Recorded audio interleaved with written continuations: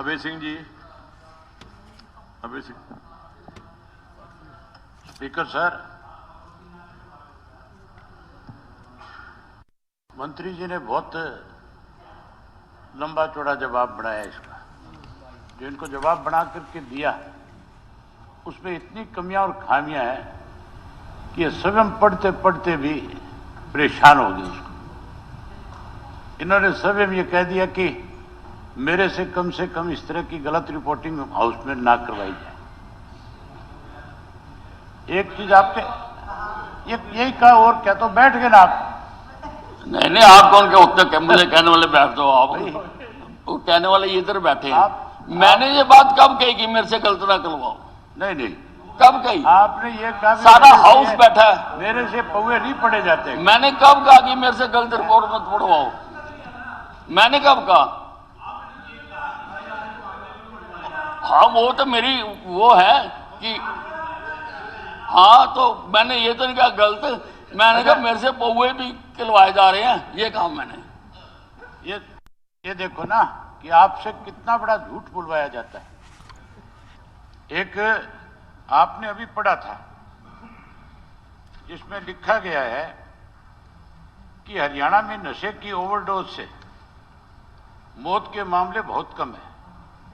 पिछले 5 वर्षों में आपने 2017 से 22 तक नकली दवाओं के अधिक सेवन के कारण केवल 34 मौत बताई है। ये आपसे पढ़वाया या किसी और ने पढ़ा है? ये आपने पढ़ा है ना।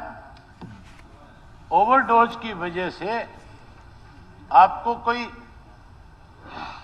मेरे ख्याल बहुत ही, जिस किसी अधिकारी ने रिपोर्ट बना करके दी है उसने बहुत गुमराह करने का काम किया। एक गांव के अंदर सैकड़ों बच्चे जो है चिट्टे की वजह से, केमिकल नशे की वजह से, ज्यादा डोज की वजह से सैकड़ों की संख्या में मेरे विधानसभा क्षेत्र के अंदर मौतें हुई है। मैं आपको कहूं तो गांव बता दूं विस्तार से कि नहीं, गांव में कितने लोगों की मौत हुई। मैं एक जिम्मेवार मेंबर से ये कहना चाहता हूं कि सरकारी रिकॉर्ड तो यही है 34 वाला। पर अगर आपके ध्यान में और हैं तो आप उनकी रिपोर्ट दर्ज करवाओ। नहीं, इसके ऊपर आप क्यों छुपा रहे हो? अपराध को छुपाना भी तो पाप है। इसके ऊपर बहुत बार अपराध को छुपाना भी अपराध है। और हर बार आप दर्ज कराओ ना, जिन गाँव में है। इसका मतलब सरकारी रिपोर्ट तो यही है। अरे सरकार ने जो आपको आंकड़ा दिया है, आप कहते हो ओवरडोज की वजह से या जहरीली शराब की वजह से 20 मौत तो आपके यमुनानगर और अंबाला में होगी। ओवरडोज का उन्होंने ओवरडोज का कहा है। ओवरडोज की वजह से भाई ओवरडोज भी माना जाएगा उसमें, जहरीली शराब भी मानी शराब का अलग आंकड़ा दिया है। चलो, नशे से तो ओवरडोज से मरता होगा आदमी। हाँ, ओवरडोज का वो रोज अखबारों की कटिंग भी अगर आपने खुलवा करके देख लोगे तो एक साल के अंदर आपको कोई दिन ऐसा नहीं जाता जिस दिन अखबार में एक आधी खबर फतेहाबाद की, एक आधी खबर आपको डबवाली की, सरसा की, रानिया की। ये तो भरा पड़ा है सारा का सारा, रोज लोग मरते हैं वहां पे। आपको सबसे पहले तो यही गुमराह कर दिया और आप भी फिर हाउस में उसको पढ़ करके बताते हो। आप कम से कम इस तरह की चीज तो ना पढ़ो जो सार्वजनिक रूप से सारे लोगों के सामने रोज आती है। आपके पास कोई और तथ्य हैं तो वो हाउस को भी जानकारी दें और मंत्री जी को भी। ये तो रोज अखबार की खबर है, तथ्य की क्या जरूरत है? आपके पास जो जानकारी है, चाहे वो अखबार की है, मेरे पास जानकारी है। मेरे विधानसभा क्षेत्र के अंदर इस तरह से ओवरडोज से अब तक 400-500 से ज्यादा लोगों की मौत हो चुकी है, नौजवान बच्चों की जिनकी उम्र 18 साल से 25 साल 30 साल। ये आप पढ़वा देते हो यहाँ कि केवल इतने मरे। अध्यक्ष महोदय, इससे बड़ा झूठ मैं दोबारा कहना चाहूंगा कि अगर इनके पास ऐसी डिटेल हैं तो ये दे दे, हम इंक्वायरी करवा देंगे। मैं जांच करवा दूंगा। आपको कल ये डिटेल दे दूंगा। आप मुझे डिटेल दे दीजिए, मैं मेरे हल्के की दे दूंगा, दे दीजिए, मैं उसकी जांच करवा दूंगा। हाँ, मंगवा दूंगा मैं।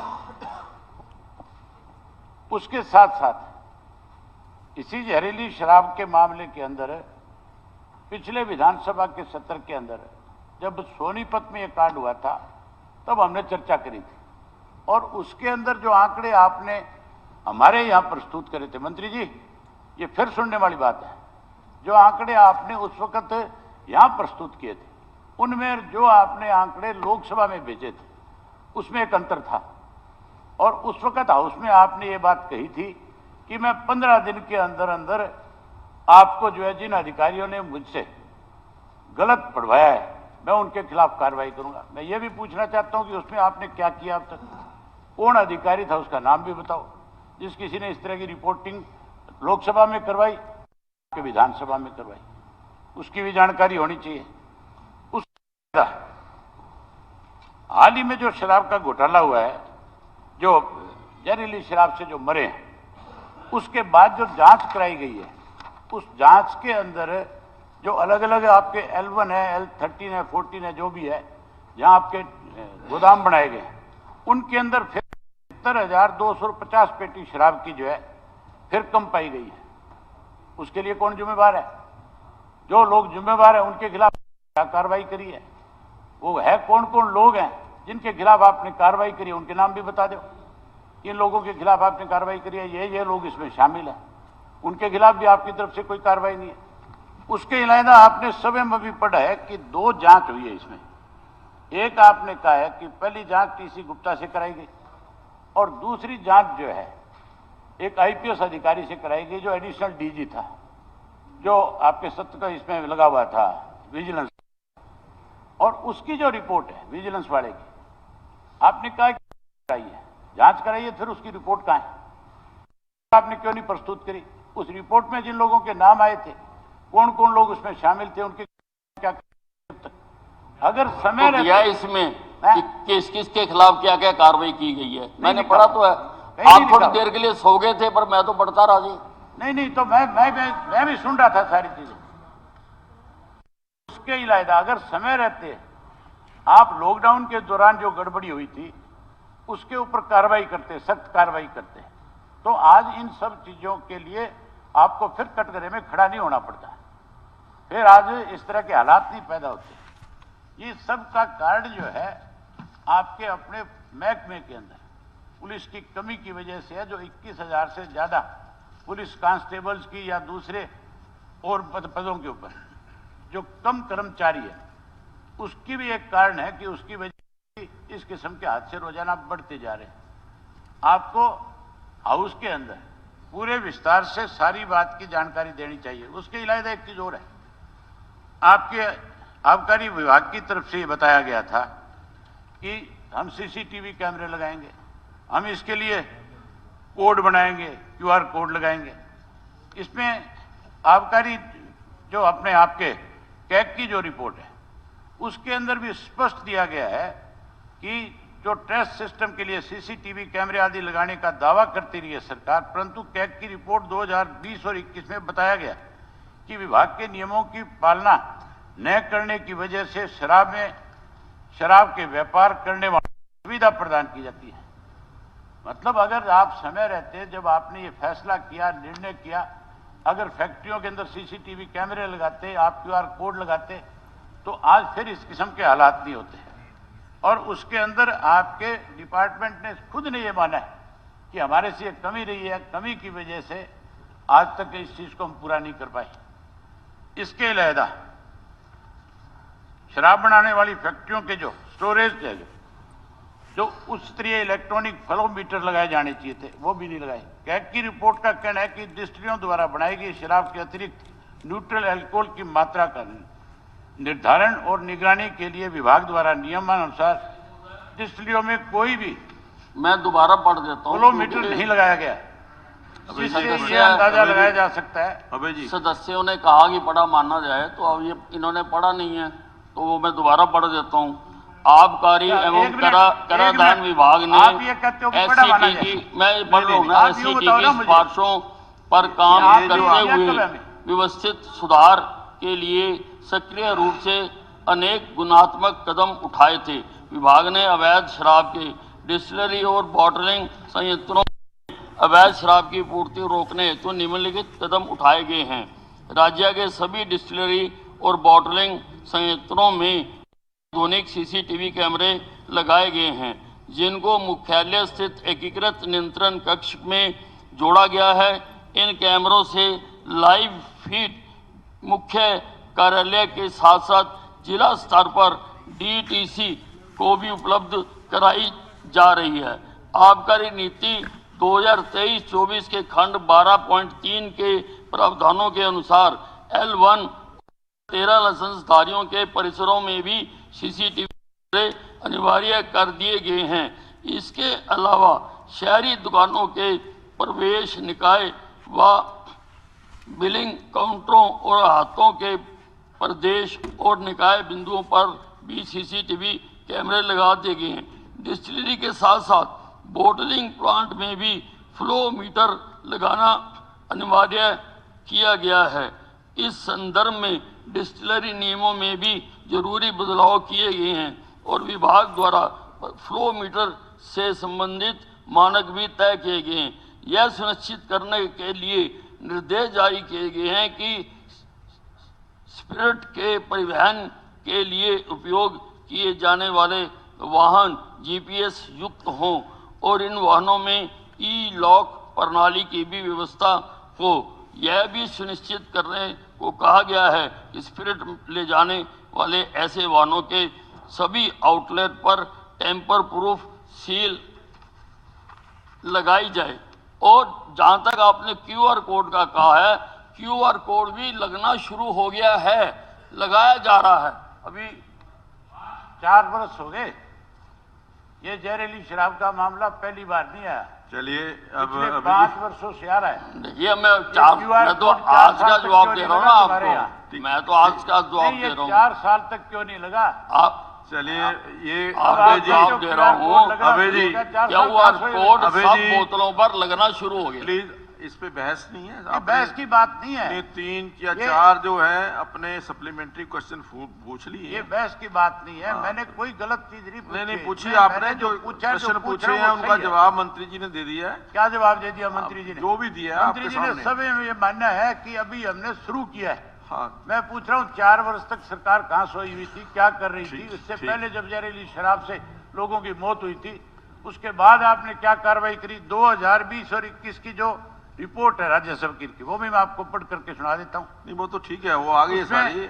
आपने कोई प्रश्न को और कोई प्रदेश के अंदर जो शराब नहीं जो आपने कोई प्रश्न पूछना है और कोई आपने 4 प्रश्न जुड़ा हुआ मामला है। हाँ जी, ये इसी से जुड़ा हुआ मामला है। हाँ ना, प्रश्न पूछिए आप। हाँ तो प्रश्न पूछ रहा हूँ। प्रश्न पूछ लीजिए। अभी तो बात आधी बात ही नहीं पूछी गई। नहीं प्रश्न ऐसा है कि ये देखिए कॉल अटेंशन मोशन में बहस नहीं है। प्रश्न पूछ सकते हैं, सप्लीमेंट्री पूछ सकते हैं, 2 पूछ सकते हैं, 2 पूछ सकते हैं। हाँ जी, और क्या पूछ रहा हूँ? हाँ जी हाँ, सप्लीमेंट्री पूछ नहीं। आपके जो लिखा हुआ वो पढ़ के सुना रहे हैं आपको। कौन से किसने लिखा है? हाँ जी, ये लिखा बताइए, सुना रहे हैं। हाँ, मैं जो इन्होंने लिखा है उसका जवाब मांग रहा हूँ। वही जवाब कि आपने जो गलत लिख करके लेकर के आए हो, जो गलत आप पढ़ रहे हो, आप जो चीजें सही है, जो आंकड़े आपके अपने सरकारी हैं, आप उनका जवाब क्यों नहीं देते? नहीं चलिए देखिए, ये प्रश्न आप पूछ सकते हैं। हाँ यही तो पूछ रहा हूँ। तो कैग की रिपोर्ट है 2020 और 21 की। मंत्री महोदय, कैग की रिपोर्ट पढ़ी आपने क्या 2020-21 की? तो पढ़नी चाहिए थी, पढ़ी क्यों नहीं आप? हाँ पढ़नी पड़ेगी। मंत्री जवाब देगा तो और कौन देगा जवाब?